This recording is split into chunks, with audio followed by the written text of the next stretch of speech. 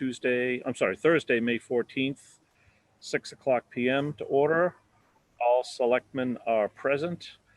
Pursuant to Governor Baker's March 12th, 2020 order suspending certain provisions of the Open Meeting Law, General Law, Chapter 38, Section 18, and the Governor's March 15th, 2020 order imposing strict limitation on the number of people that may gather in one place, this meeting of the Southborough Board of Selectmen will be conducted via remote participation to the greatest extent possible.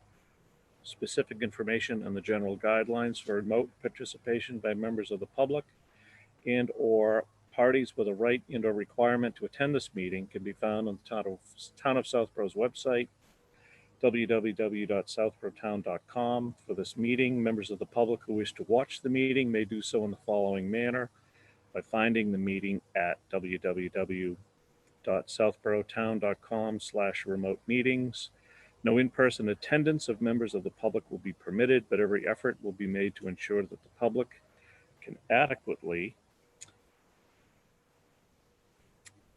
access the proceedings in real time via technological means. In the event that we are unable to do so, despite best efforts, we will post on Southborough's website an audio or video recording, transcript, or other comprehensive recording of proceedings as soon as possible after the meeting. Item on the agenda tonight, continued discussion of revised FY21 budget. Mr. Purple and Ballantyne. Thank you, Mr. Chairman. So let me set this table for Mr. Ballantyne. I appreciate the board doing this tonight, and you know, I think it's important that the board is able to set the path for the budget and how we're going to move forward here. So there's a couple of points I think that that I just want to. This is the goal for tonight, for us to hit all of these metrics and try and get positions from the board.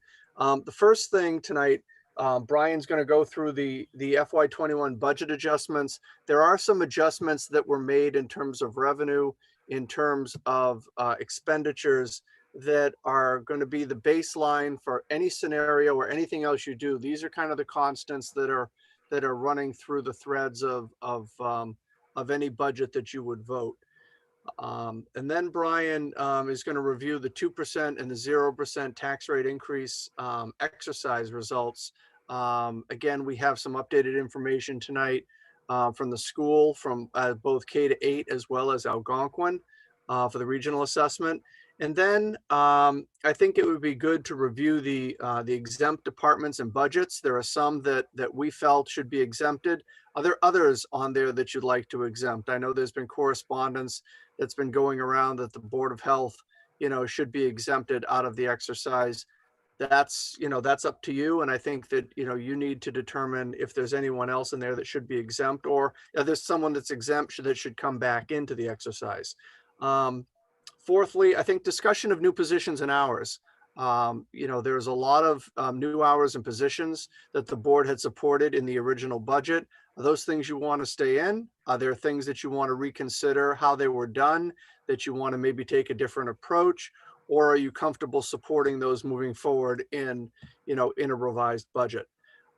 Fifth, taking a look and just reviewing the new capital as recommended by the Capital Planning Committee. If you recall, Capital Planning Committee wasn't going to look at the spring warrant, but given that we're delayed, several months, it made sense for them to take a look. I think they've done a nice job, and Brian and I are pretty comfortable keeping the recommendations that they were making in terms of the capital that is going to be included on the warrant for the June meeting. And Lisa, can help to speak to that if you're looking for perspective as a member of the committee. And then finally, any other exercises that the board would like us to do, any additional information you think you need in order to make some decisions, now's the time to kind of give us that information so that we can do whatever we need to between now and Tuesday. And hopefully you can have a pretty full-formed product that you can make some decisions on Tuesday night. So that's a little bit of a menu. of things that we're looking for tonight. You know, if we do this all in 10 minutes, we can go home in 10 minutes. But if, you know, if it takes longer, you know, then we'll, you know, stay just to see what we can accomplish this evening. So Brian, I don't know if you want to start the ball rolling. Yeah, sure. So I think the easiest way to do it is to dive right in, and I'm going to share my screen with the current budget status. If I can get into there, I think I have to be enabled though. Okay, I'm going to make you a co-host, Brian. That might allow you to do that. Okay, that's probably the problem. So there is quite a big a difference in the tax rate. That was 3.4, 3.3, somewhere right around there, and what we have under this exercise. Ah, there we go. Okay, guess it worked. So as you can see, this is the high level. We are at 0.83%. Sounds really good. Much better than we were at. So our levy capacity under this is actually now increased about 1.1 million, 1.1 million, a little over $1 million. So much better numbers. These two numbers, I think you've seen before. We adjusted the local receipts and the local aid down in anticipation of some bad news, and we can't guarantee that that may not go lower, but it's a reasonable start. So let me go into what we did in the, actually, I'll go through the capital first. That's pretty straightforward. I think the board will agree. Hey, Brian, Yep. can I ask you a question first? Absolutely. So the number, and in fact, I watched the advisory meeting last night, and the number that was being talked about was 2.46%. Yes. And I'm now looking at 0.83. Numbers move just like that. Isn't it weird? But I mean, is that the number now? Is that the is. number for the, and is that It because is. of numbers that came in from the school? Exactly. So Okay. to I answer just your want question, to understand. Okay. okay. I'll stick with the capital, but we'll get to that. You're right. Most of it's the school. So here's the updated capital articles. And again, I think the board, and certainly you don't have to formally do it tonight, but you'll have to revote your support for the capital expenses. And as you can see, the purple amounts, I'll go through these real quick. It won't take long. The hook lift truck is recommended by the capital committee to be taken up in the spring or next month. And it's now a bond in bond form. So there's no expense next year. We thought it was good to spread that out a little bit since it is a little bit of a bigger item. We are not 100% sure it will be on the spring because the warrant may not be able to accommodate it legally. My understanding is it's up to the town moderator if he wants to allow it on there. So if it's not, it'll be in the fall, but we're shooting for the spring. So just stop with that Yep. particular item. Yep. Back before, I'd say when we had our previously recommended budget, the 3 point whatever, Yep. was that hook truck in the capital items, or was that recommended for a special fall town meeting? It was in the capital items. I believe it was in the fall. It was. It was recommended for the fall. All right. Yes. Correct.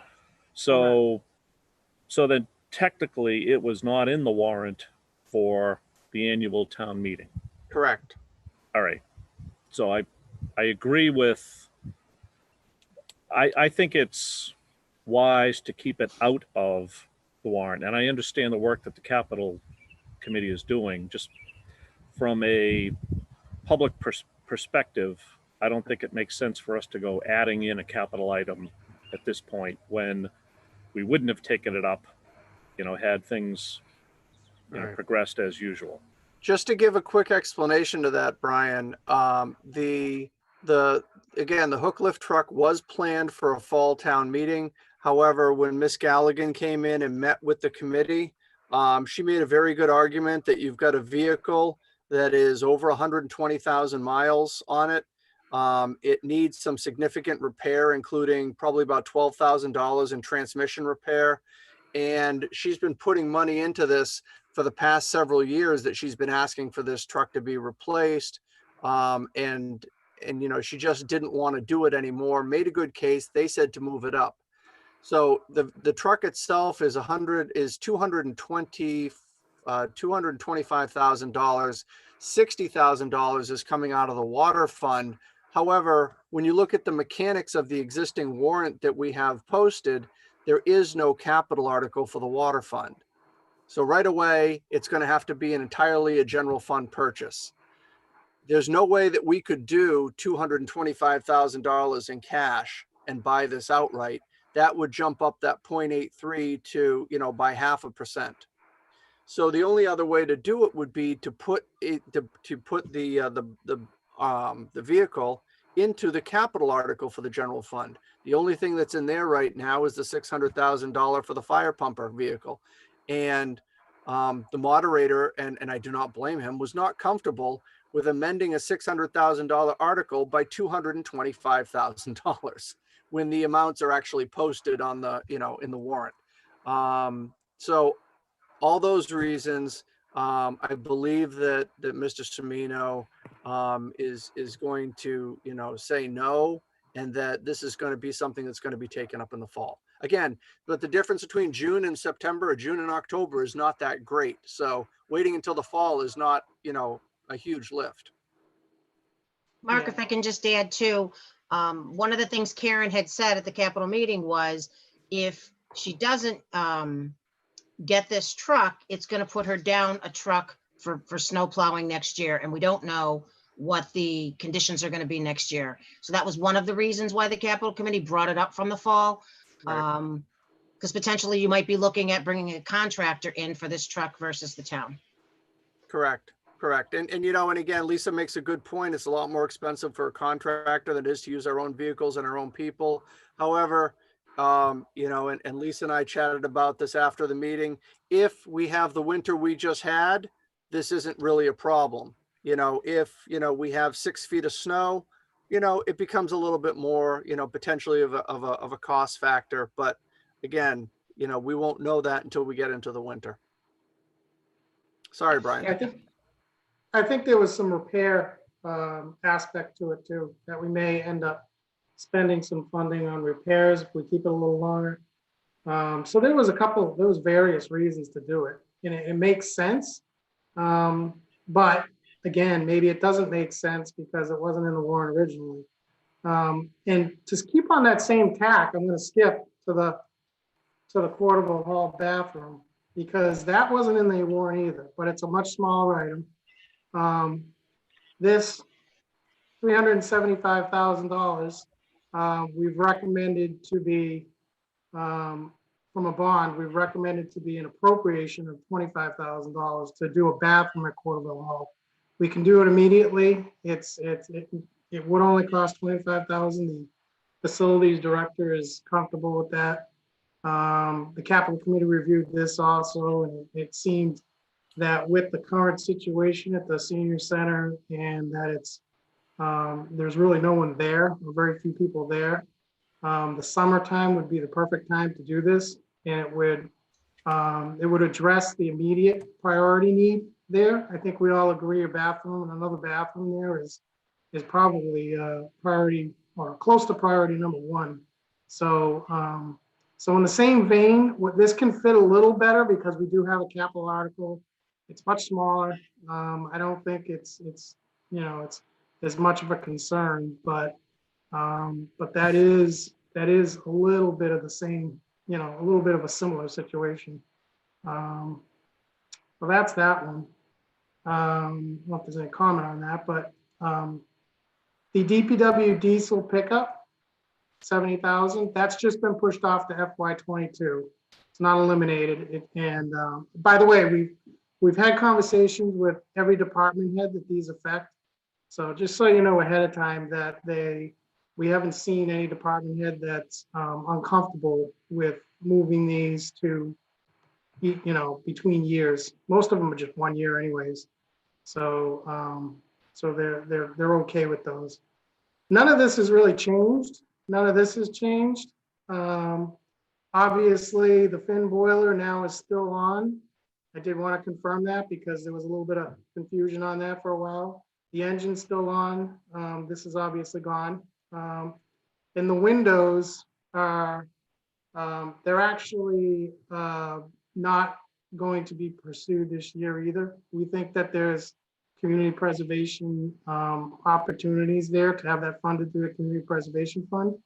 So that may be in another year or two.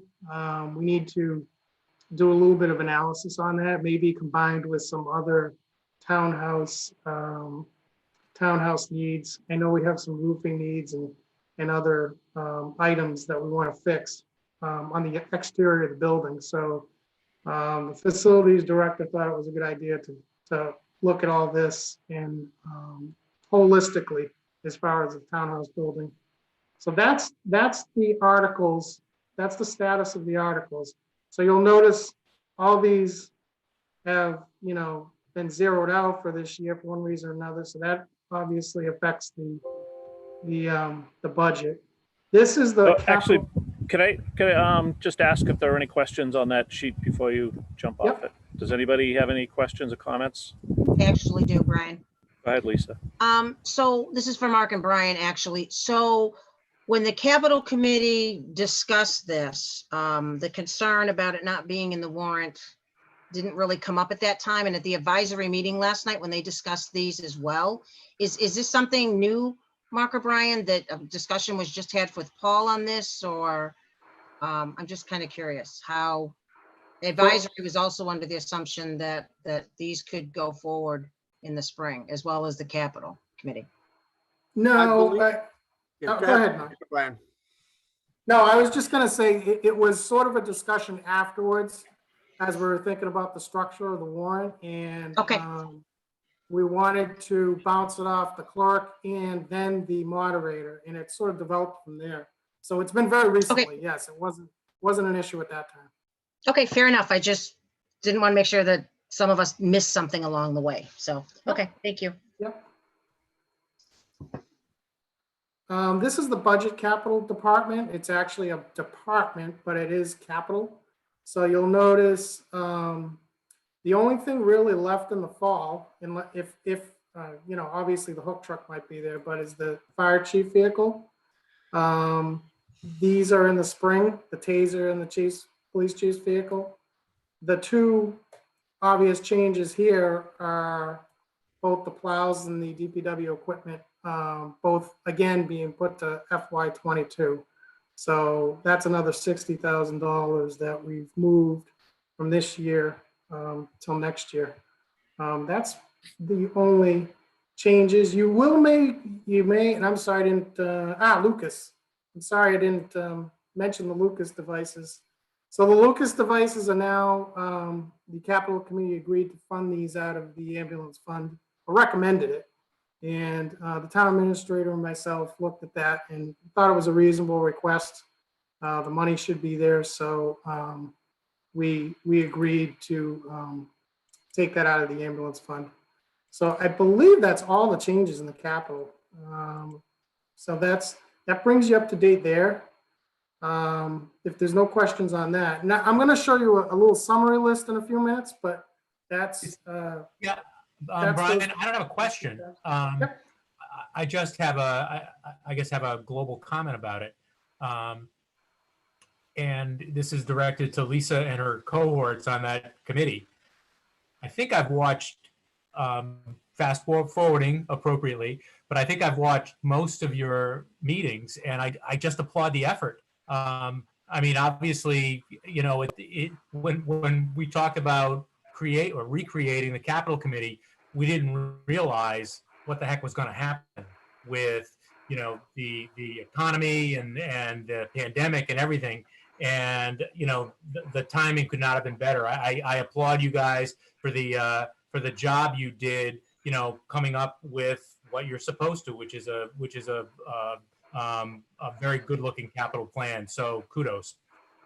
Thank you. And thank you to the board for putting together the group that you did. It's actually a fantastic group that works very well together. So it's been wonderful. Lisa, just so you know, Jason reached out to me earlier today, and he would like to just be able to meet our, have a few words with us at our meeting next week as well.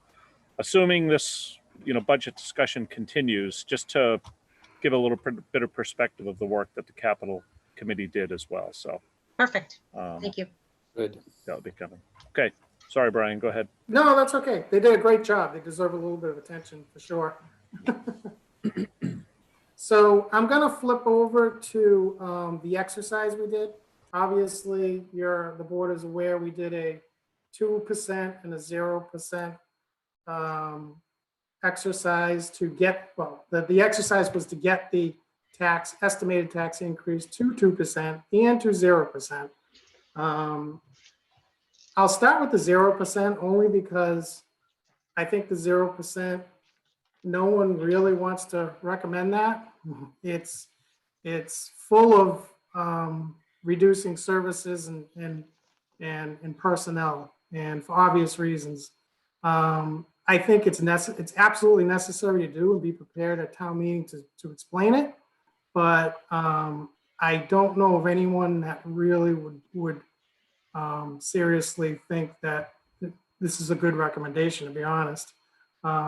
However, it did, cut $868,000 from various departments.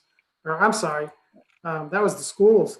As you can see how much it was. It was more towards $1.3 million that it cut out. And I know you received the list. Obviously, you can see a lot of departments lose various hours within the list. Hey, Brian, Yep. sorry to interrupt you, but Go I'm ahead. still looking at the capital on the screen. Did you switch to Yeah. different, or is my the only computer that didn't update? Mine didn't either, Brian. Oh, that's interesting. Do you have multiple screens that you're looking at? Are you sharing the wrong screen, perhaps? Maybe. Since this is the first time I've done it, it's possible. Let me see. It would have been really funny if you let me go on much longer and just. We've memorized the spreadsheet, so. Yeah. Yeah. All right, hold on.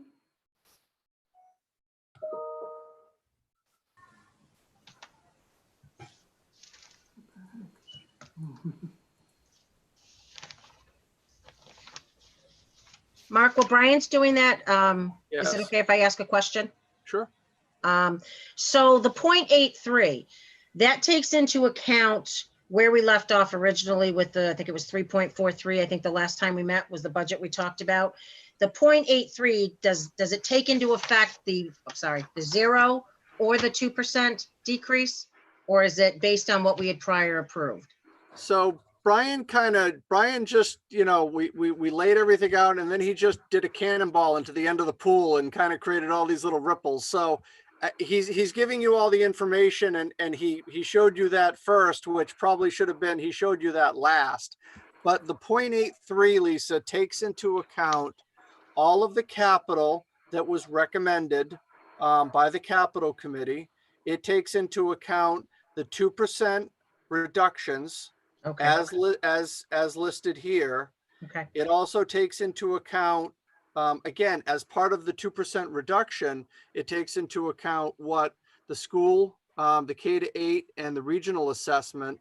The K-8, I believe, has been voted by school committee, but it also library voted the 2%. EDC voted their reduced budget. So it takes all of those pieces as well as all the other reductions that Brian is talking about. And adjustments to the budgets, reduction in local aid, reduction in local receipts. That is what that number takes into account. So it's the 2%, not the 0. Got it. Thank you. And Mark, can I ask another question too? Sure. Now, what does that 0.83 turn into if we do fall town meeting additional capital expenditures as we can reasonably project at this point? So sort of the total for the year kind of thing with both town meetings together, ballpark idea of that. So, 0.83. yeah, Brian, does that 0.83 take into account the hook truck? Yes. It does. Okay. Well, So- not the appropriate, remember, there is no amount for the hook truck. It's gonna be a The bond. bonding, yeah, bonding. It'll be a bond. So it takes into account everything at this, at this point. The one thing it doesn't take into account that we still do not have a resolution on is the National Grid parcel, should we decide we want to go forward and purchase that. Okay, but everything else in the capital world that we had talked about Yes. doing the fall previously is in the 0.83. That's correct, Sam. That's good news then, thanks. Yes. Well, yeah. So but let's make sure you want it, you want to take this in total. That's why I said, Brian maybe should have saved that to the end, and made sure that you liked all the pieces that take you to that 0.83. But I that's have why a it's few tough doing ideas. this stuff remotely. Okay. Okay, so I think I figured out the share screen quirks. I didn't know you had to stop and then, Perfect, got it, yep. Yep, And then, we're good, Brian. Thank and you. then redo it. Okay, so I learned that. Anyways, regardless, so here's the 1.3 million right there. That you can see that it reduced. Obviously, the more significant impacts on this type of exercise is in the bigger departments. I shouldn't say that. Some of the small departments are devastated because they don't have the money. But I mean, dollar-wise, the bigger impacts are obviously in the bigger departments. You probably would not want to recommend reducing, the public safety areas and the DPW areas as much as this would have an impact. So I don't know if there's really any comments on this one. Again, I think it was a good exercise. I'm not as sure that it's a realistic recommendation we could make. Brian, I just wanted to make one overall comment Yeah. about this, and you probably were going to be getting to it in a minute, so I've jumped the shark on that. But there's been some comment, and there was an advisory meeting that some of the departments that had new positions and new hours added in had an unfair advantage when it came to making some of these cuts. Now, that would be true if, in fact, they actually cut the positions or the hours. And quite honestly, no one really took advantage of that. So all of and Brian, with regard to the 2%, all of those new positions and hours pretty much, possibly with the exception of the minute taker for the Conservation Commission, everything else was intact and everything else was taken out of expenses in order to meet the goals of the exercise. In the 0%, the police department did take out one of the new police officers. So that was, so again, when the comment is made that there was an unfair advantage because it's easier for these departments just to simply get rid of the new stuff and keep everything else intact, they actually, their decisions were to preserve the new positions and make adjustments to the expenses instead. So I just wanted to make that point. Mark, following up on that, Sure. when we put new positions into the budget, and we had, for all of them, I think, pretty robust discussion, and there was at least some modest disagreement about whether or not it made sense to do that. And that was pre-pandemic. If all of the new hours that we approved pre-pandemic were taken out, just that, what would our number be? So if you ballpark number of taking out the new hours, new positions, and the associated benefits, it's about $260,000. Well, So- I'd follow up on that. Yeah, no.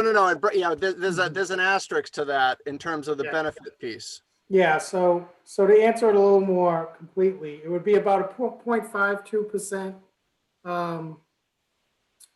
increase, and that would be because you wouldn't be including, we had library in there, and library has lowered their budget. So you wouldn't include them. You wouldn't include any benefits. And I was going to get to that, but I'll say it now. So our benefits budget is done in the fall, usually in the late fall, somewhere in the late fall. And it's done, by taking a roster of who's on our plans and who we think might come on and adding a little bit so we're safe. And usually in a normal town meeting that we have in, April or March, we wouldn't know the final numbers for the health insurance. So there's a little bit of guesswork.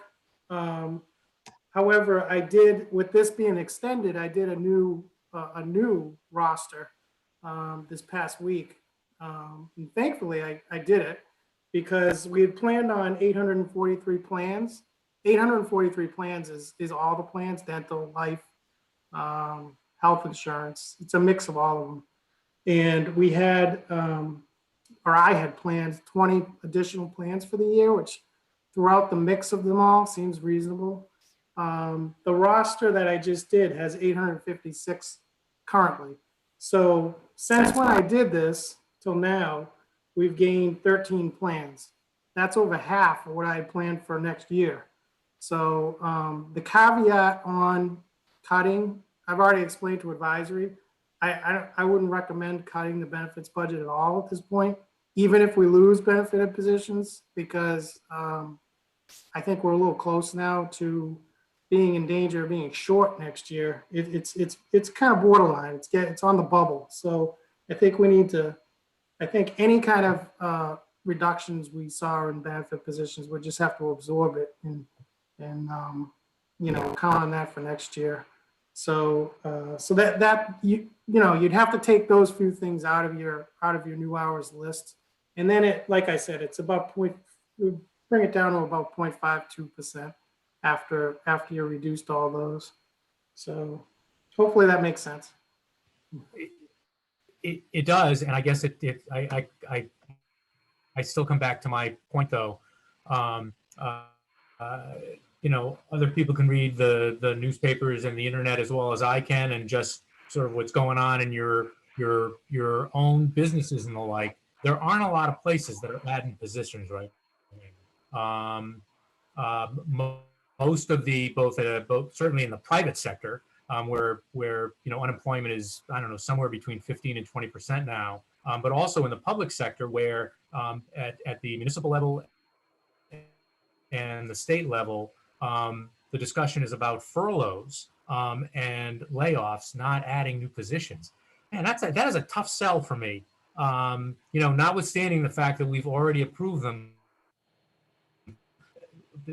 the town of Southborough, up until right now, has existed without those positions. And the departments made good arguments for why we need them. I understood them, and at the end of the day, I think I voted for most, if not all of them, and the arguments made sense. But those arguments have been sort of interrupted by something none of us could have foreseen. And the idea that in this environment we're gonna add new positions to the municipal budget, I am not there yet, and I'm not sure if I can ever get there. Marty, I hear what you're saying, although I think that for me at least, the counterbalance there is I think I think all of these new positions, or most of them at least, or for me at least, are public safety kind of things. And I think that there are extenuating circumstances from the pandemic that we got to be careful to make sure that we're providing the right level of services to protect the safety of the public here. So I'm clearly not in favor of adding lots of positions, but I was pretty compelled by the argument for the technology piece. I think is obviously more critical now. Youth and family services, if there were ever a time that we need that kind of support, it's now. And police, again, I think the chief made a pretty compelling story there. So to me, at least, it's worth thinking hard about doing what I think of as the right thing here, recognizing the budget pressures, but the overarching responsibility, I think, is to keep providing the right level of services to folks, even with economic pressures. Sorry. Also, Marty, I just to add that at advisory last night, they spoke about and actually took a position on there are a lot of departments and whatnot in town that aren't being fully utilized at this time. They didn't speak specifics, but there are programs that aren't being run right now, and there is the opportunity to be able to job share to fill some of these positions for the current time, instead of potentially you may be looking at, furlough came up in the discussions last night too. And I believe they took a position for specifically that the youth and family position, instead of getting a full-time person, they were in support of using some of the current administrative staff that we have at town now that may not be as busy or have as much going on. And Brian or Mark can expand on that as well, but they did take a position. And Lisa, I heard the advisory discussion around that too, but that's an issue that has been discussed by advisory and us. And I think Youth and Families' position was that it doesn't really work to take it's not an answering the phone kind of position. There's some other issues there that they need a particular set of skills for that position. And either sharing was not something they felt could work, or I'm guessing that, and I have not talked with them about it, but I'm guessing that picking up surplus capacity from other departments, again, is not something that would at least ideally fill the requirements that they have for that position. So good idea, but not clear implementation-wise how you could make it work. Marty, one of the things to your point that I will say, and I think that you noticed this, Brian, I don't know if you can put back up the recap sheet for a second. I hate to ask you to keep switching screens considering you're going to go back to this one, but if you could put the recap sheet up for a second. I just wanted to point something out. I think you'll notice, I'll speak to it before it comes up. When you look at the total increase on the town side of the budget and the school increase on their side of the budget, before all of these changes were made, it was about 8% on the town side and 2% increase on the school side. So now when you take a look at this, I believe 6.82% increase on the town side and 0.68% increase on the school side, because in these new numbers that the school is voting, they're either reorganizing or eliminating positions. So while the positions that you're looking to add on the town side, I think, could be defensible, in terms of how you want to present them, there is that, when you go back and look at the other budgets, and we talked about this in March when you voted the budget the last time, is that the school has been coming in more reasonably over the past 3 or 4 years than the town has. And some of these increases have been done because the school has been coming in so reasonable. And this just continues that trend kind of in a big way. So I just wanted Mark, I hear what you're saying. I think the 2 police officers are important. I mean, the chief made a compelling case, but this is the worst economy we've had since the Depression. And we're talking about adding positions. It's got to be beyond compelling for me to be adding positions that are going to go in perpetuity on our budget when we've got an economy that again, it's the worst we've had since the Depression, and there's no guarantee in fiscal year 22 we're going to be in even as good a shape as we are right now. And so I hear what you're saying. I don't disagree that the positions are important, that the cases were compelling, but I'm looking at the fiscal realities of where the town, the state, and quite frankly, the United States finds itself right now. And I have trouble adding positions to a municipal workforce. So let me give you maybe a little bit of the other side now, Marty, and let's just look specifically at the police positions. So when we're adding these positions and in the conversations with Chief Paulus, the likelihood is that we're going to be hiring new officers who need to be academy trained. Okay. And so if they've got to be academy trained, the chief has got to get them into an academy. They're gone for the better part of 7 to 8 months. We're paying them at a student rate per the union contract, which is fairly low. We do have to put them on the town insurance. So, if the board were to hold, and it would be great if at some point this was wrapped into a official vote of the board, that you were not going to, any new positions any new positions that you added, you're going to freeze the hiring for those positions until January 1 of 2021, so that we can figure out how the state budget's going to shake out and whether we're going to get hurt worse than we expect. So if you add those police officer positions, you don't allow them to be hired until January 1st, 2021. By the time they come out of the academy, they really have had a negligible impact on fiscal year 21. And they're really going to have probably about 3/4 at best of an impact on fiscal 22. So you do, it's not as detrimental, in terms of 21. You're going to feel more of the impact. You will not feel the full impact of those officers until fiscal 23. Now, you don't know what the economy is going to do. You don't know how quickly it's going to rebound. And, is that impact going to be, worse than we think? Again, there are ways to mitigate, to try and do what you want to do and mitigate it and limit the impacts for 21 and to some extent 22. Well, Mark, I Mark, support following up on that, can I just ask, what would happen if we did that? And that's certainly preferable in my mind to adding them right out of the gate because it buys time. But what if January 1 rolled around and we had a better view of what fiscal year 22 was going to look like, both from a town standpoint and a state standpoint and a general overall economy standpoint? Can we freeze that hiring so it doesn't take place? Yes. I don't see any reason why you couldn't. You could continue to do that. I mean, Marty, we may get to the point that we do this budget in June and the state numbers are worse than we expect. And we go to a special town meeting in September or October, and we have to go back after this budget, a little bit harder just to make some accommodations, for significantly reduce local aid. Okay. More than we have. Mark, can I ask a question? Sure. So is there any detriment then, because we don't know what local aid's going to be? And I know, I would assume, Brian, the number that you're using is a conservative number as to how much less we think it's going to be. Would there be a detriment to holding off on these positions until the fall town meeting? We're only talking 3 months away. We'll have a better idea potentially of local aid and where things stand in the economy. I think the issue, Lisa, is that you're then going to open back up the budget and potentially go into a lot of areas maybe that you've got locked down, and it opens up the whole thing for discussion again, not simply the positions. Okay. So Mark, I like your idea. So you get one vote. I'd like to hear from the others.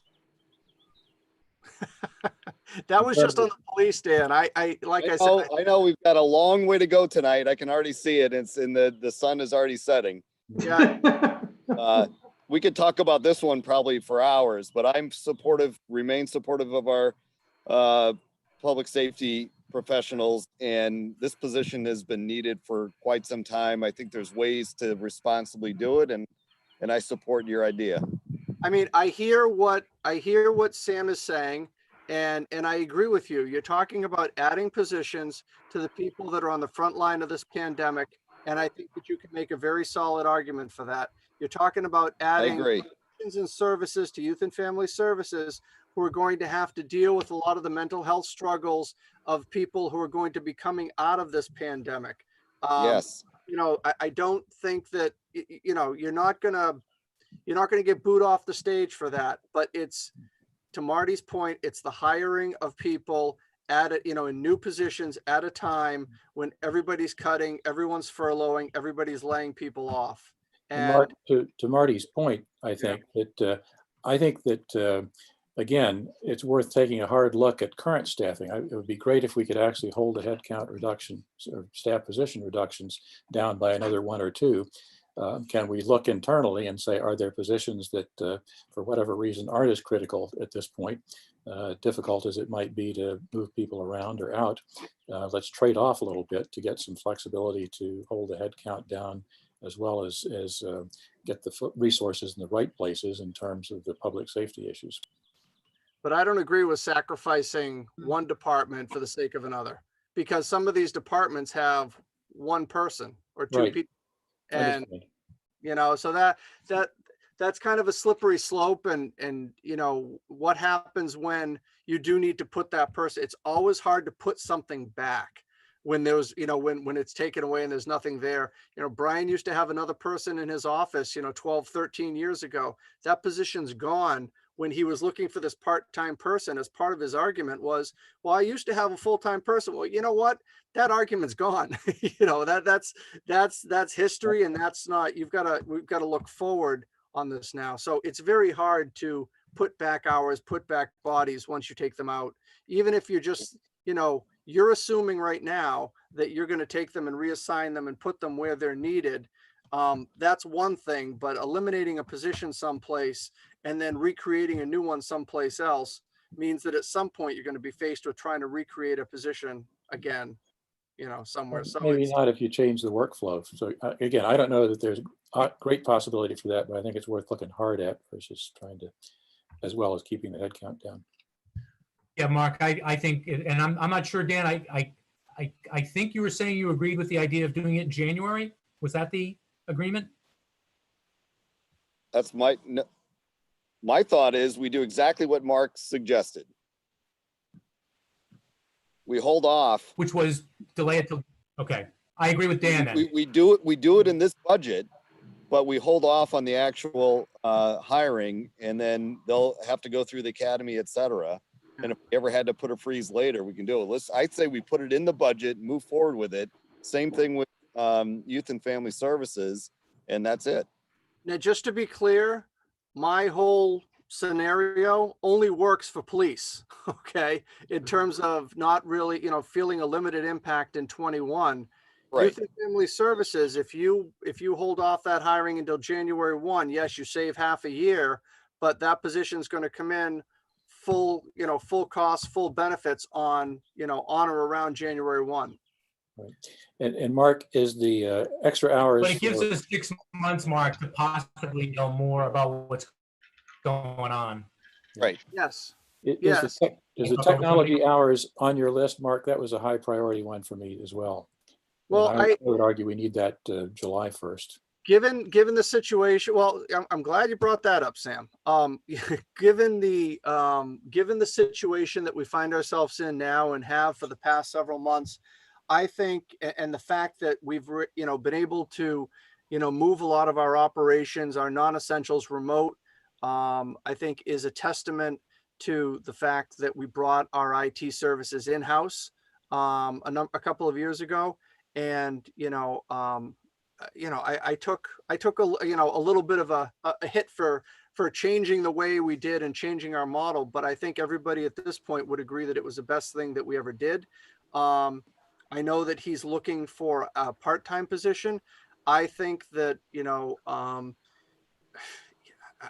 going to be in this for a while, and there's a chance that we could slip in and out of these remote situations and the technology pieces.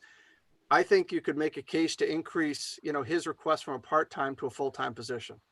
I would feel fairly strongly about that. Tom, is because we have no backup. We have no redundancy plan there, at all. And a lot of department heads, a lot of staff have pitched in to help him with these virtual meetings. And I think it's been great, but that is one area that, something like this exposes us. If this were to go on for a period of time, I would, worry that if something happens to Tom, we're going to have to figure out a bridge pretty quick. Yeah, I'm mixed opinion on that one. I think that you make a great point, and we are exposed in terms of redundancy. Is there a way we could actually plan to phase that up to do part-time initially and then think about a transition to full-time January 1, if in fact circumstances still warrant it at that point? Well, I think that if you agree that you were going to hire a part-time, say in July, and then you were going to increase that position to January, have I just potentially hired somebody for 6 months? And now I'm letting them go because the position's full-time and they didn't sign on for that. Yeah, not perfect, but that may be a way to phase into it. I don't know. I mean, and if you're thinking about a full-time position, and Tom and I had this conversation earlier this week, you know, if it was 2 part-time people, you know, does that help? Yes, but you're probably not going to get the quality of person that you would if it was a full-time position.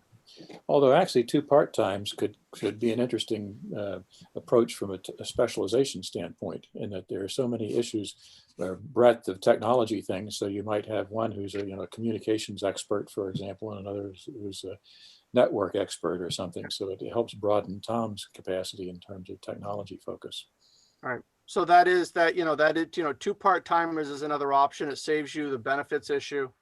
You know, so that would be, you know, something possibly to consider. Yeah, I like that idea actually, because again, that gives you some flexibility. And if one of them works out to be super, then you phase that one into full-time ultimately and let the other one go.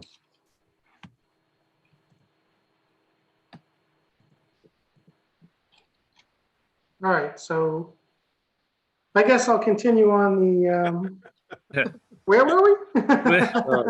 What sort of guidance did you take from all this, Brian?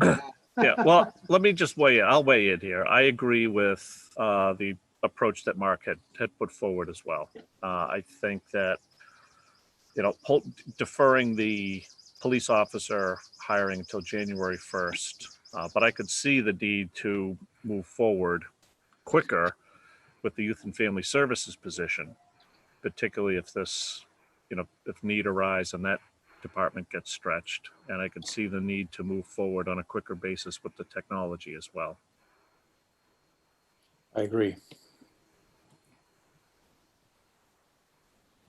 Okay, so I'm going to go back to the exercise, and I'm coming off the 0%. I don't want to spend a whole lot of time on that.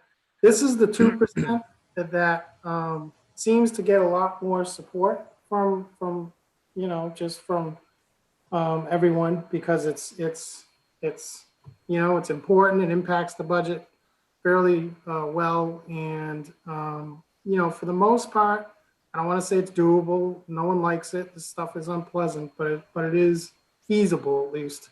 So as you can see, again, not a whole lot of staff, and I don't want to minimize any staff reductions, but not a whole lot of staff reductions in this version. A lot of it's training hours, conferences, supplies in some cases. This was a much better exercise to do. I think for the most part, it you know, like I said, it's much more attractive. It doesn't affect our core services too much. That's good. I will say, since this is probably the more likely to be talked about, that we should probably exempt, well, we did, the town administrator and myself did exempt some departments right off the bat. Here's the list. I know you've seen this too. Most of it's, well, a lot of it is either because we have to pay it or because it didn't make sense on the moderator to cut his budget. And obviously, these insurances and debt, we wouldn't do that. I do want to point out we had this, and I should have added information technology. I meant to do that as a possibility. The board should consider this, you know, when they do finally vote what to support, to exempt these departments.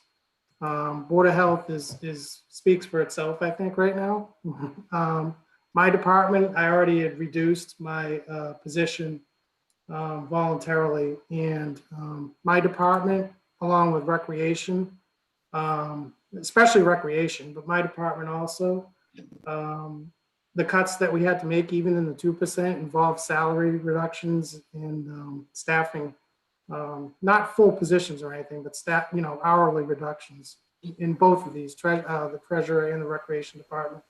So I think that's a little, I'm not sure if that's what the board envisions when they want to support this. So I had a conversation with the town clerk. I'm going to keep this very brief, but because he just recently had some further guidance on the elections in November, and the cost could be significant to the town.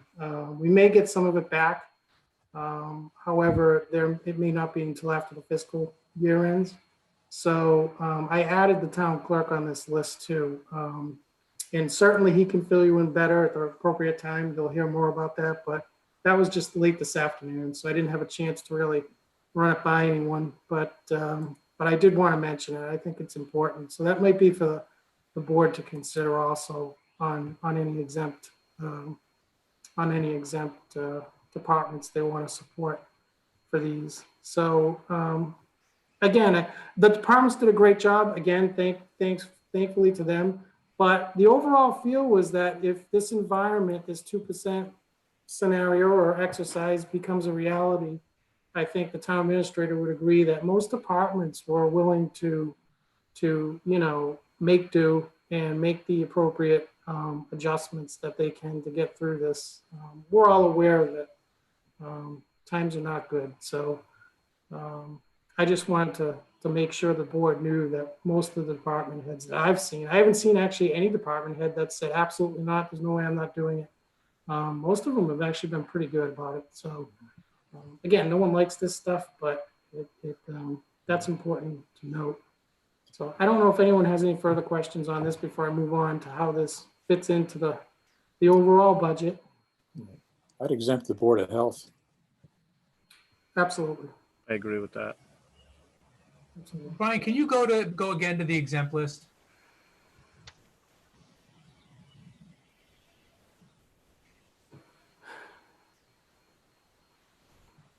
I had the schools on here because at the time when we were doing I wanted them to have their own. I had Algonquin.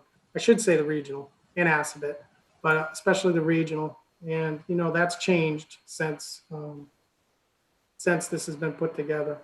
So Has Assabet gotten in touch with you? Are they reevaluating their budget? That's a good question, and I will reach out to them. They have not, by the way, but I am curious if they're reevaluating any of their budgets too. I know Mark Petrowitz is scheduled to meet with us to give us an update next Tuesday. That's a question we can ask of him as well. Okay. Yeah, I think one of the things, in terms of the budget, and there may be some savings that they're seeing on transportation, that they're saving on some of the staffing, but I think they're spending a lot of money in some of these COVID, these virtual environments. If you invested in Zoom 6 months ago, you were a profit, because there's a lot of licenses that are being purchased for schools. And I think that, there's those pieces. I think that might be offsetting some of those numbers, Brian. And I know that Superintendent Martineau is, going to be giving the school committee kind of a ledger sheet of savings that they've had, and then he's going to be showing where they haven't been getting in revenue from rentals and things of that nature, and where they've been spending money that they didn't intend to spend and never foresaw. So, and figuring out where that ends up at the end of the day for fiscal 20. If I may add, also, so in looking at the 2%, Brian, can you go back to that? Can you go down to the police and the fire? And looking at what those cuts are, I'm concerned about that. And I'd like us to discuss that a little bit more. I mean, when you start talking about training for the fire department and their overtime coverage reduced, I mean, I went back to the fiscal year 19 budget. They had $241,000 in overtime a lot allocated, and they spent $265,000. So I don't know how, I don't know where it stands this year on what was approved for town meeting. But I really think we should give some deference to that, and court time and reserve officers eliminated. I would just like to discuss that before we make a decision on the 2% budget, because I think those are very important. Not that they're all not, but anytime you start talking about training, I worry that it could affect public safety. So I would just like to ask that before we make a decision, we go back and review those two, please. So one of the things I think I might suggest, because I'm hearing a lot of good information and people have a lot of, very good opinions and strong opinions in various things, but we're kind of jumping around, and it might be good to focus and, try and make a decision on certain pieces, and then we can move on. Because my goal at the end of this is for Brian and I to get together tomorrow and pick up all the pieces of the decisions that you made and put everything back together into a new proposed budget, so you can see what that actually looks like and what those numbers actually roll up to. So I think that back to the last piece that we just started before Lisa's comment was, are there any other, departments that you want to exempt? I heard Board of Health. Is there anyone in total that you want to exempt before we start maybe pulling apart some of these? I would like to exempt police and fire. Completely. I think so. I mean, I would have to really look at the breakdown of the numbers, Mark, but again, training, and what are we contracted for as far as tuition? I mean, I have questions on those. So at the very least, to hold them until I can get more information on what the actual breakdown is. I agree with Lisa. Yeah, please, I was looking at that as well. And if you actually took half of those reductions, that again gives you the court time and the training stuff, it looks to me like. So there may be a number in the middle there that doesn't so directly impact training and safety as opposed to other operating expense kind of things. Question for the chiefs. So training for fiscal year 20 was 72. Yeah, and I guess the reason I asked to see the exempt. Sorry, go ahead. Go ahead, Marty. I was just going to say the reason I wanted to see the exempt list is because there are things like police training and youth and family services that, for me, are a higher priority than some of the things that are exempted.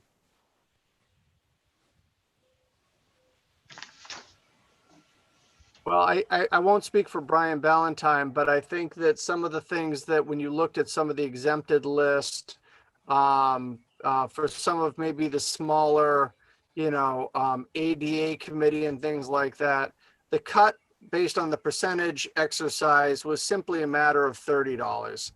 And, I don't think we want to get into the minutia of, reducing somebody by $30, $50. So that was why those are there. The benefit pieces, capital, legal settlements, liability insurance, retirement, interest on debt, those are things that are pretty fixed and there's not a whole lot we can do about them. So those made sense. But any other, department things, there's been some, again, good conversation as to.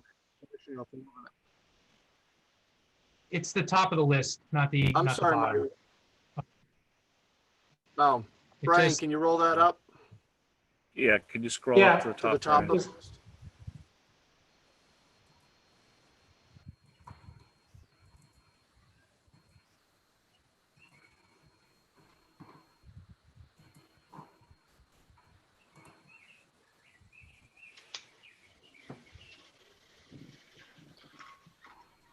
Marty, you suggesting taking Again, I'm all not the money talking, from some of and I those? understand. That seems to me to be pretty draconian. Yes. Yeah, including, by the way, yeah, I was talking to my wife earlier tonight, and I told her I used to coach a softball team, and there's 10 people on the field, and there were always 12 to 15 people on the roster, and I always made sure that the first person who didn't get on the field was me. And I'm looking at that elected selectman. You know what? It's only $4,000. We're asking people to take hits. Yep. And I'm not talking about taking $30 away from those things, but again, we're talking about public safety, and we're talking about youth and family services, and those are a higher priority than a lot of the things at the top of that list for me.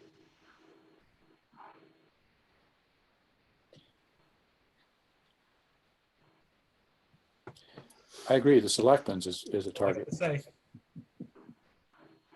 since I've already done it actually, so it doesn't incrementally doesn't affect me.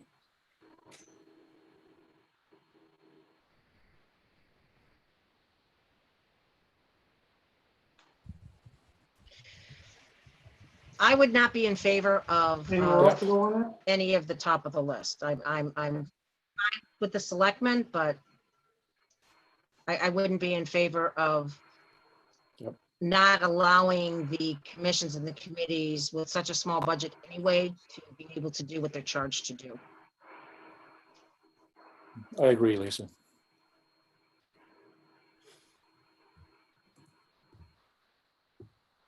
I don't disagree with that, but we are needing to find money somewhere. And we Agreed. are, you know, the notion that someone is exempt, I have trouble with that.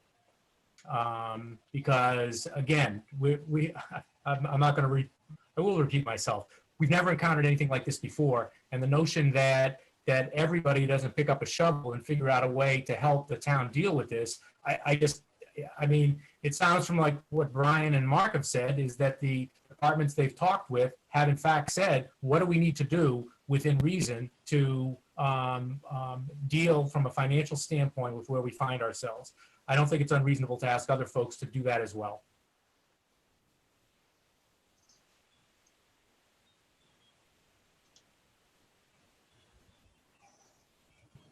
Okay.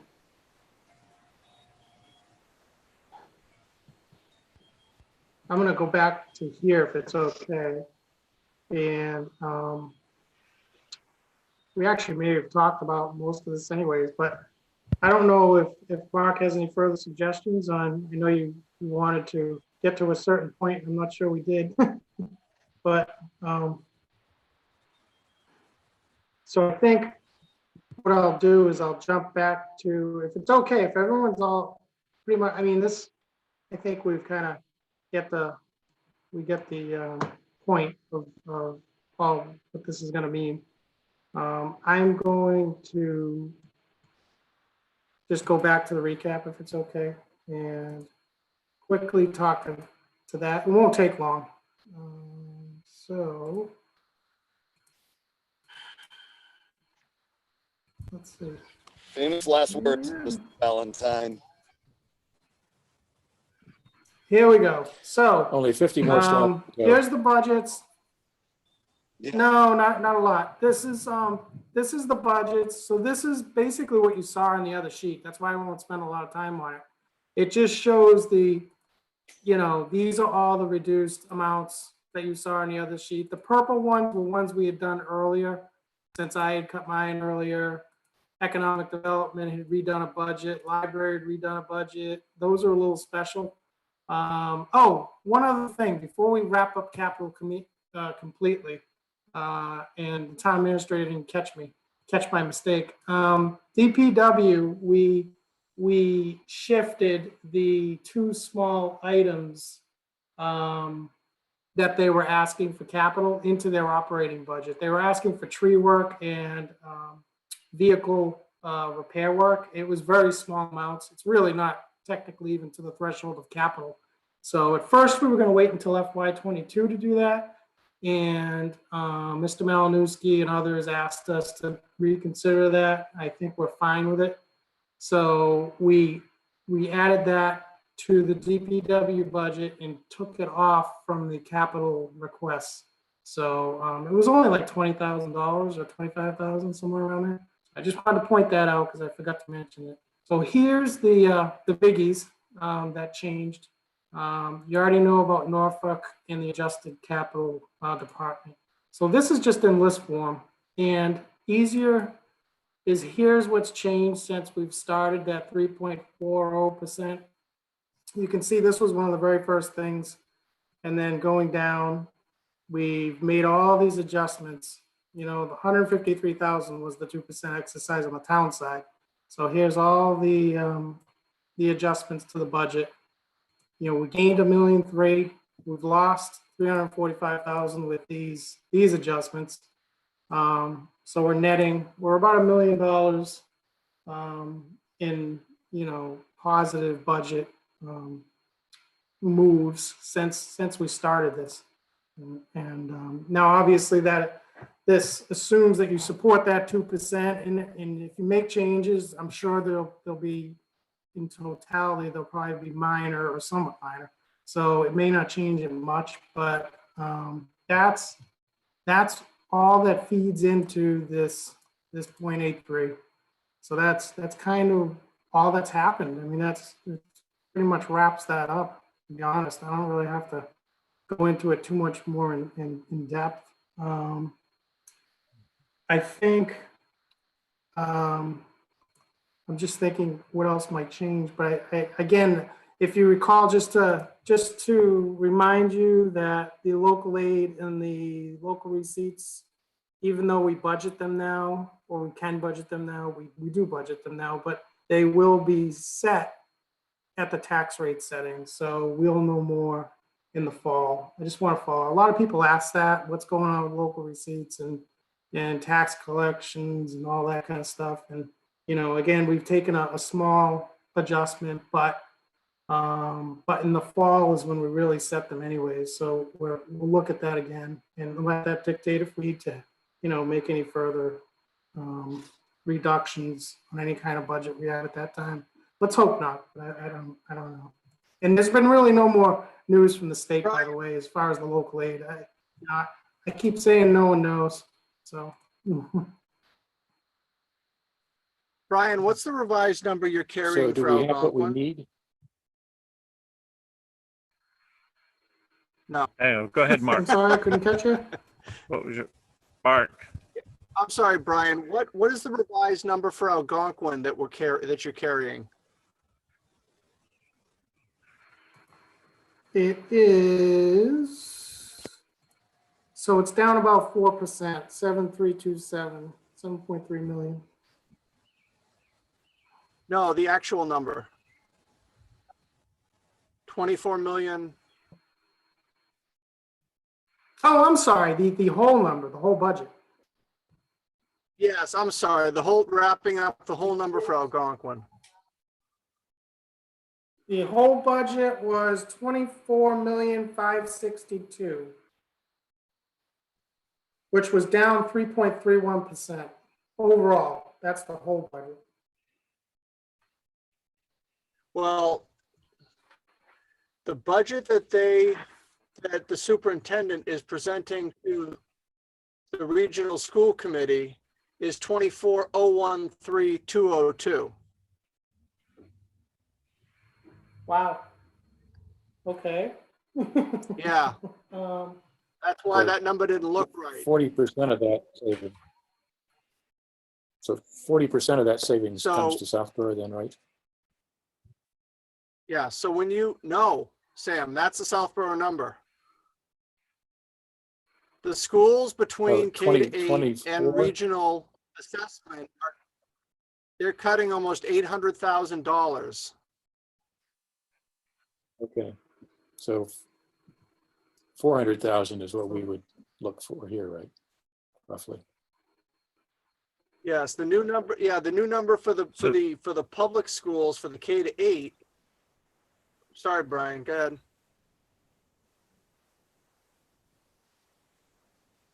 So we're looking at a number as I see on the screen now. Southborough K to 8 schools, 21,236,470. Is that being presented by the superintendent? 21,236,470. Okay.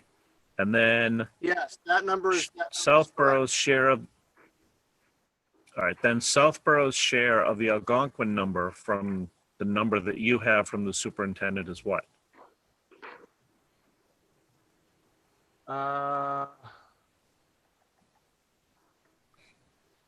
So they're, so I take that. So they're reducing that budget by $430,000 and now having to break out what is our piece of it. So the number that he's presenting to the regional school committee is 24,013,202. But I do not know how So that breaks R7327, Because it's like a minimum amount that we have, and then after that, it's a split, correct? I think Yeah, it's about another actually, Brian, that 60,000, number may Brian, if my math is correct. I'm sorry, Brian Ballantyne, say that Another again one 60 more time. down, Brian? Another 60,000 down, yes. It looks like it's about 100 something thousand that they're gonna be further reducing, so that would be about, yeah. That'd be about, I'm sorry, that would be about 40,000 or somewhere right around there, not 60. 40, right. So it's gonna come down a little more, I guess, is the overall. So I think Alright. the point is So that as- of all these cuts, go ahead, Brian.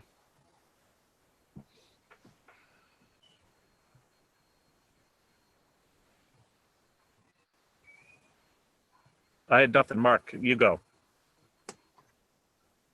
No, all I was going to say is it just kind of illustrates my point is that $600,000 of cuts are coming from the schools when you look at, what in effect we're cutting.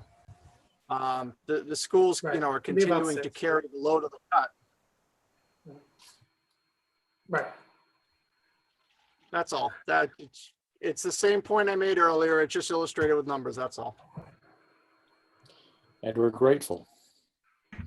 Yes, we are. At some point that worm's going to turn.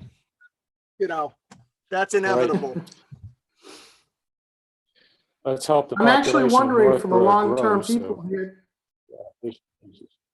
Yeah.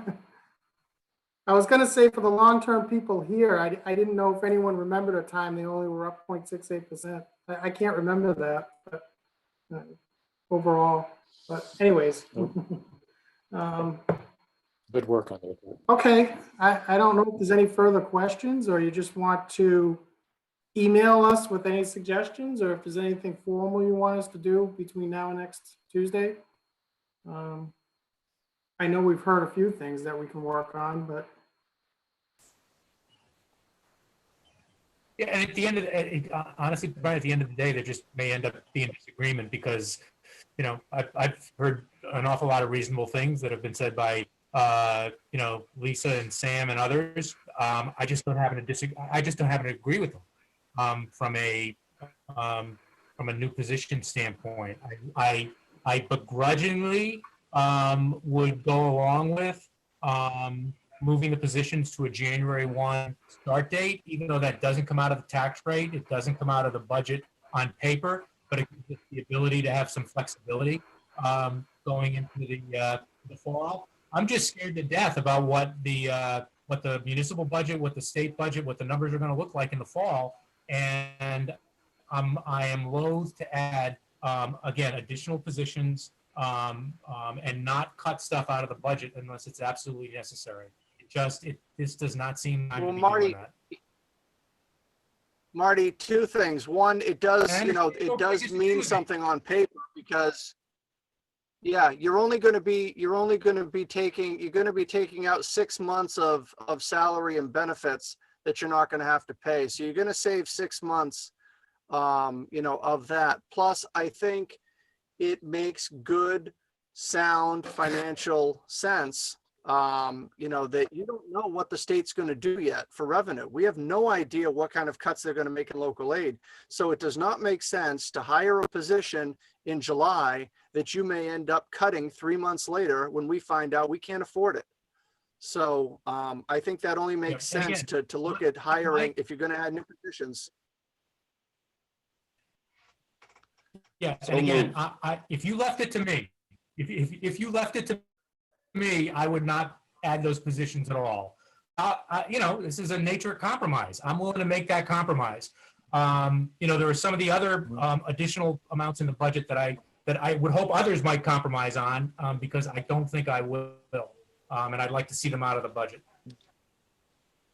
So Brian, do we I need to thought we vote on talked about these one by one?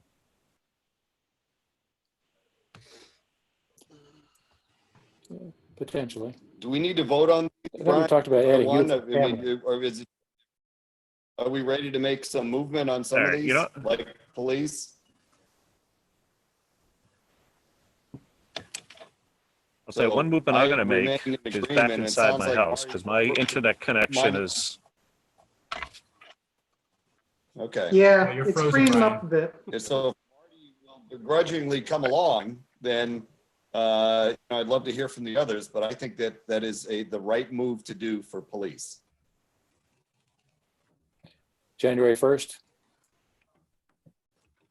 Yep. Dan, you're suggesting January 1st for are you police. making that Part of this motion, budget Dan? Yeah, I support that. Right, that's exactly what I So moved. Second, got. Second, Move. All right, move seconded. All those in favor, Shay, aye. Stivers, Kalenda, aye. aye. Sam, Healy, aye. Stivers, aye. Lisa? Yep, all right, I heard 5 yeses on that. And I'm just hoping Katie got the vote that goes along with that, with the roll call. It actually looks like Katie's So was frozen that too. was that just for the police? Yeah, oh, she's good. Okay, so was Just that the police. just for the police positions? Okay. Correct. Yes.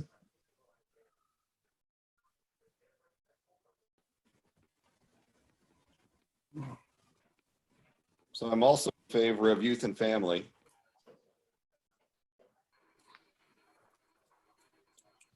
I'm in favor of youth and family July 1st. Is that what you're talking about, Dan, or later? Yeah, that's fine. I am in favor of youth and family is services that a if we can motion? find corresponding. Well, I'd like to see it come out of somewhere else instead of just adding in a new position.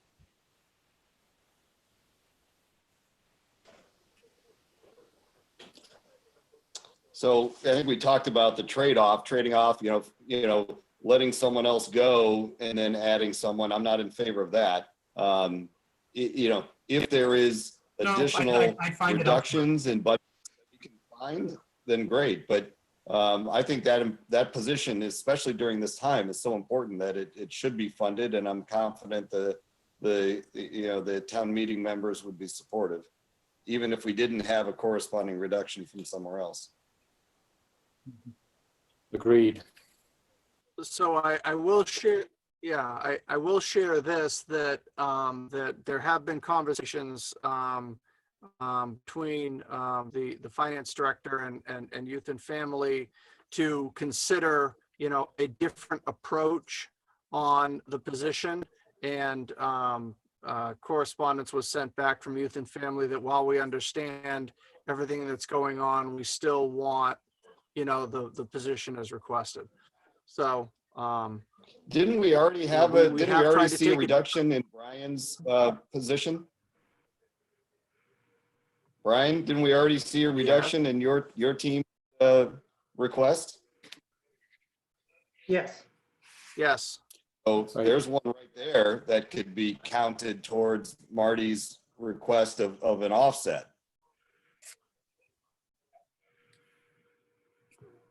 well, I think maybe, maybe you want to consider, if you're gonna make it a 1-for-1 type of issue, and so if Brian gave up a half position, that half position transfers over to youth and family, then maybe you go back and take a look at 2 part-time positions instead of the full-time position, which is gonna save you, $23,000 in benefits at least. Yeah, I've I heard would them not say that agree doesn't with work for that. them operationally. I have heard from youth and family that is clearly not their preference at all. And I think that position needs support. I'll support it without even a corresponding, but I see that at least that half of Brian's role could go towards what, Marty was looking to do. Well, I'm not going to speak for I mean, Brian, my 'cause he's sitting motion right here, is but I support will youth and say that I the- don't think it was his preference to give up that position either. I agree. So, all right, well, I remain supportive of the youth and family hire July 1. Is that a motion? It is a motion. I'll second it. Moved, seconded. Any other discussion on that? All those in favor? Shay, aye. Stivers, aye. aye. Healy, no, not without corresponding cuts.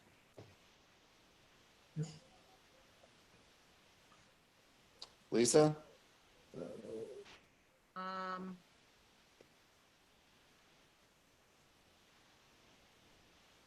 Russia, aye.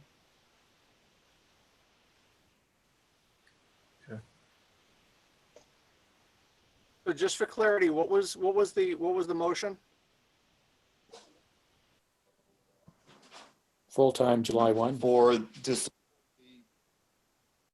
way I right, to understood it, support right? the youth and family. Okay. So is the only remaining Okay. one the Well, I'm technology just gonna- hours at this point? I think the only other thing that you have for consideration is the technology hours. Brian Shea, were you saying something?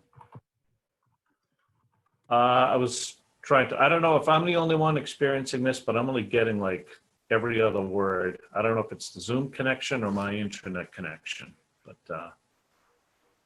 Same here, Same here, Brian. Brian. It's not as I'm bad, getting everything. choppy. It's choppy, yeah. I'm hearing everything you say, Brian. all right. I don't see No, you very well. I'm only There catching you like, yeah, well, that could be, that's an advantage to everybody watching to not see me. But no, it's spotty on my end, and I'm getting a lot of people talking over each other. So it's just kind of hard for me to keep track of everything at this point. So I think we've gotten through the youth and family services position. The police officers deferred to January 1. And I think we're talking now, the last part-time position was the technology position. And I think is the current ask one part-time person, is that correct? That's correct. Which I support and would Me too. move to support that. Second. Brian Ballantyne, what's the total cost of that? Youth and family? No, for the No, they technology. technology. Oh, the technology, I'm sorry, the technology. That's what I meant to say, actually. I'll give you an exact number. It is 26,283. My view is the same. I think there's easily $26,000 that can be found. I just don't think we should be adding money to the budget right now. I just don't think it's a good idea.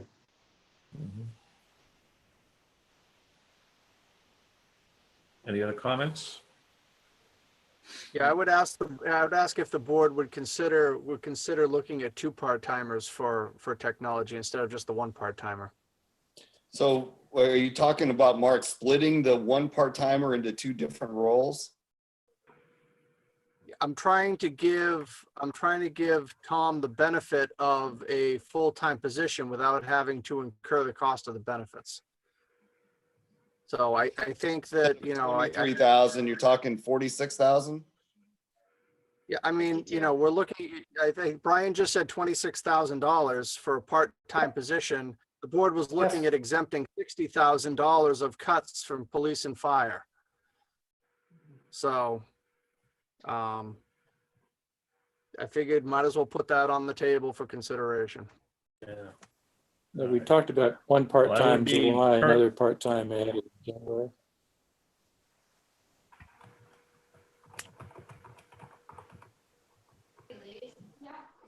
So personally, I'm in favor So Sam, of I heard you the right. 1 part-time as proposed. I would not be in support of the second of adding another part-time for technology at this time.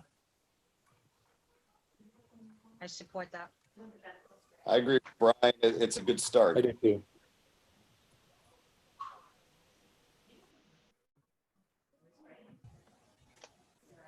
All right, so then I will make that motion. I move that we have one part-time technology starting July 1. So I think my motion was already at second, but I'm happy to take it off the table. I support yours, Brian. I would second yours. Okay, moved, seconded. Any other discussion on that? Shay, aye. Stivers, Linda, aye. aye. Ratio I. No.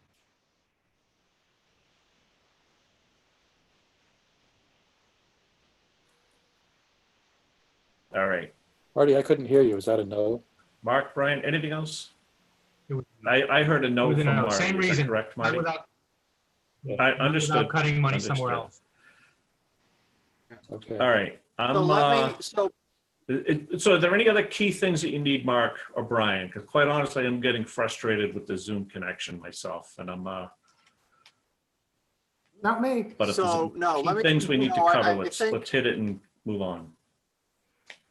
no, I think you've, you've pretty much settled on looking at the 2% cuts. You've given us direction on what you intend, what you want to do with the new positions. We've talked about the capital. That seems to be, pretty set. The only department that I heard that you wanted to add to the exempt list was the Board of Health, that there was definitive on. And I don't know, Brian Valentine, is there anything else? No. Okay. All right. So we're going to take all these pieces and put them back together into, a formal presentation for you for Tuesday night. All right, sounds good. Okay. That's all we had. So move to adjourn? Second. Move, second, and all those in favor of adjourning, Shay, aye. Linda, Stivers, aye. aye. Keely, no, oh, no, wait a minute. Unanimous, Aye. simultaneous. You're on a roll, Marty. Yeah. All right, thank you, everybody. Thank you. Appreciate Thank it. you. Stay healthy.